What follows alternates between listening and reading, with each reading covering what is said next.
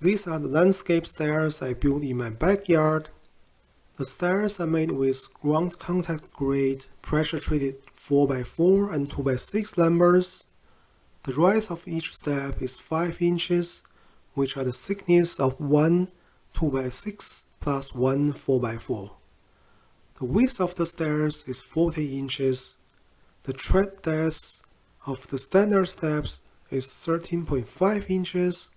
Overall, the stairs were built to accommodate the slope of the backyard. I built the lower part of the stairs last year off the camera. Those are all standard stairs, plus a larger base platform. In this video, I will show you how I built the rest part to extend the last year's stairs to connect to the concrete pavers. This is the 3D model of the whole stairs. I designed it in Fusion 360.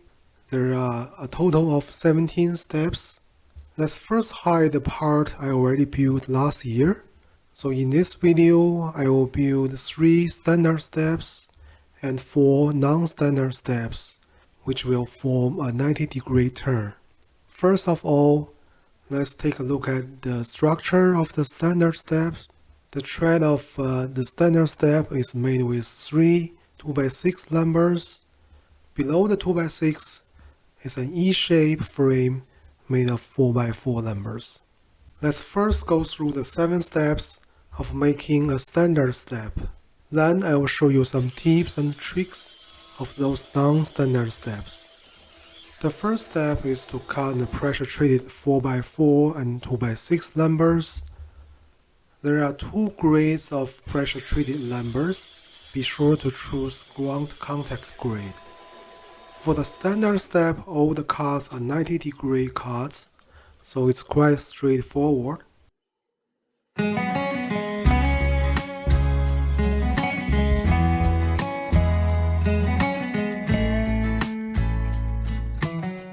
The second step is to apply wood preservative to all the cutted surfaces.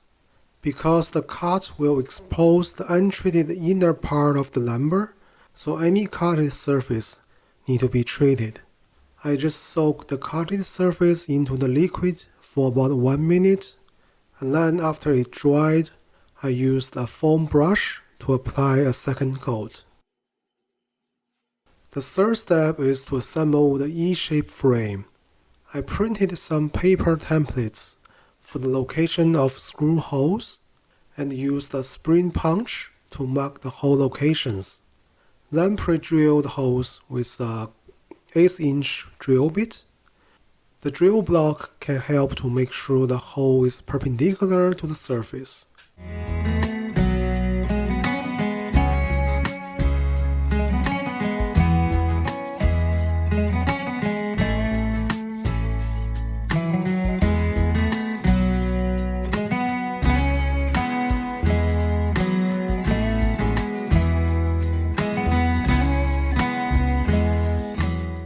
The screws I used are 6-inch TimberLok screws. With the help of a 90-degree clamping jig and some clamps, as well as my 180-pound body weight, I drove in the big screws with an impact driver. The whole E-shaped frame was assembled with 6 TimberLok screws.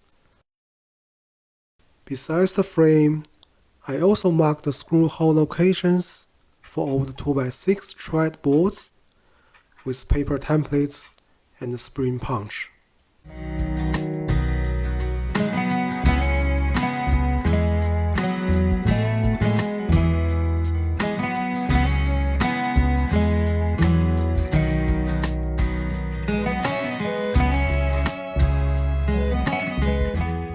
The fourth step is to dig trenches for the 3 E-shaped legs and level it with gravel.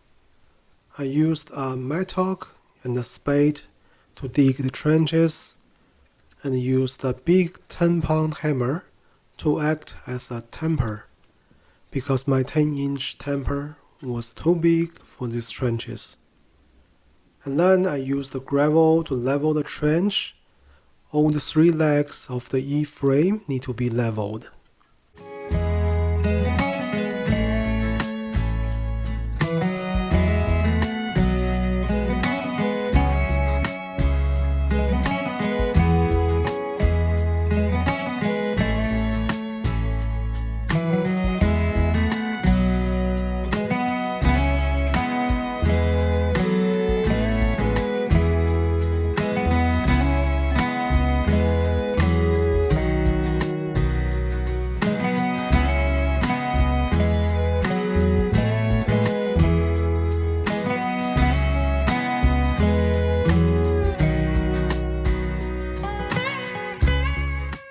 The fifth step is to attach the frame to the below step and to the ground. To attach it to the below step, I used the three 8-inch TimberLok screws. I first used a fastener bit to drill a shallow hole to sink the head of the TimberLok screws, and then used an 1/8-inch bit to pre-drill holes. After all the three TimberLok screws were installed, I used a 13/30 drill bit to drill 2 through holes for rebars. The rebars I used are 3/8-inch diameter and 2 feet long. I used a 10-pound hammer to persuade them into the wood and to the ground. Then I poured some wood preservative into the rebar holes to protect the wood.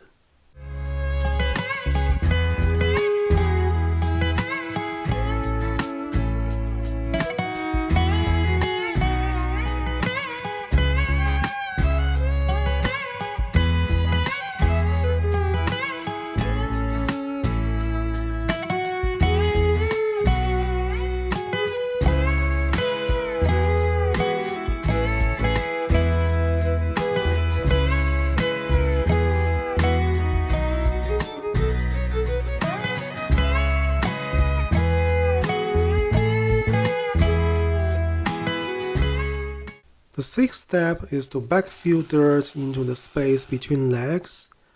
After that, I temper the dirt with the 10-inch temper.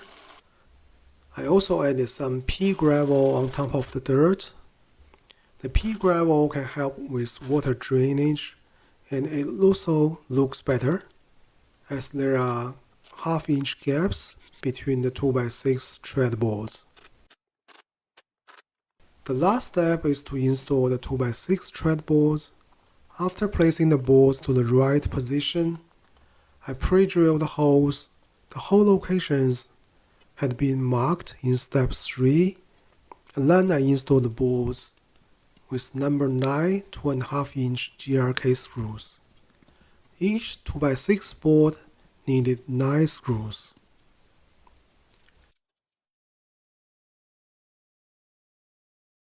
Okay, that's the 7-step how-to for the standard step. In the next part, I will show you some tips and tricks for the non-standard steps. Sometimes the ground level may be too low for one of the E legs.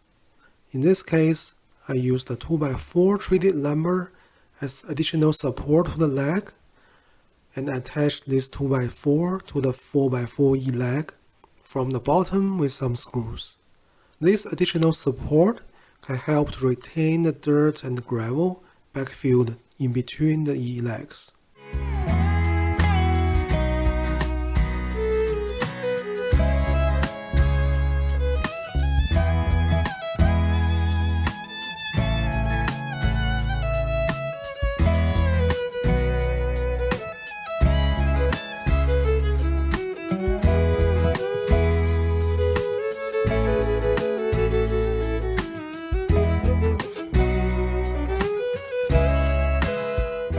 For a larger step, the legs of the E-frame were too long, so I added 2 noggins in the middle to maintain the shape of the frame.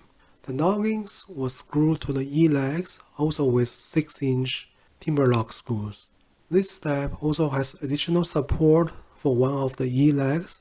This is what it looked like after the backfill. The frame was attached to the ground with 3 rebars. This is after the tread boards were installed. Totally 9 40 inches long 2x6 tread boards were used. For the next 3 steps, because of the 90-degree turn, angled cuts were needed. In my design, all the tread boards will maintain the same direction no matter which direction the frame goes. In such case, the angled cuts for the tread board and the frame can be different. For the 2x6 tread boards, 22.5 degree, 45 degree, and 67.5 degree angled cuts were needed. For the 4x4 frame, only 67.5 degree angled cut was needed. The 45 and 67.5 degree angles were cut on my miter saw, while 22.5 degree is out of the range of the miter saw. So I made a simple jig and cut it with a circular saw. The jig is just a plywood strip attached to another triangular shaped plywood which has a 22.5 degree corner.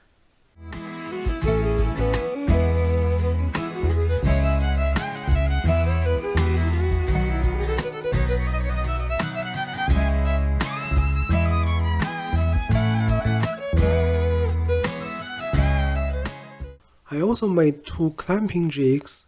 One is 67.5 degree and the other is 112.5 degree.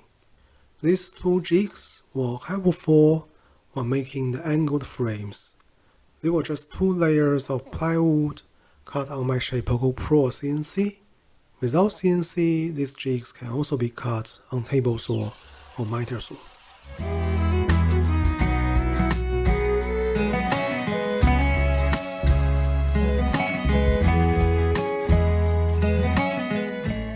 This is the parallelogram frame with 67.5 degree angle. It was attached to the below step with 2 8-inch TimberLok screws and attached to ground with 3 2-feet rebars.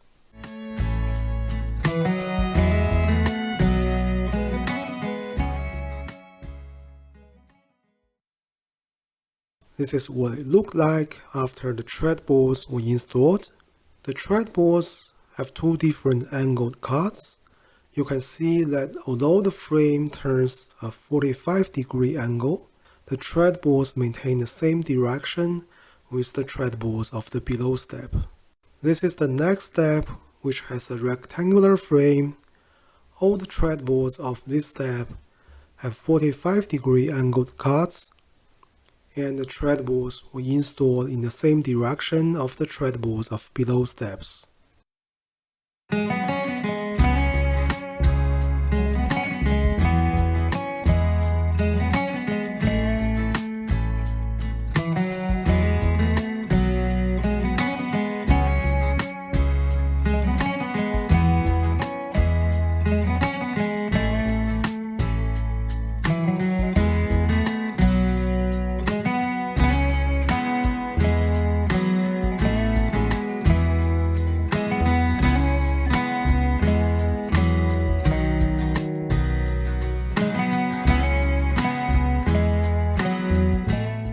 For the last step, as the width of the step is fixed as 40 inches, the 2 outermost tread boards need to be rip cut.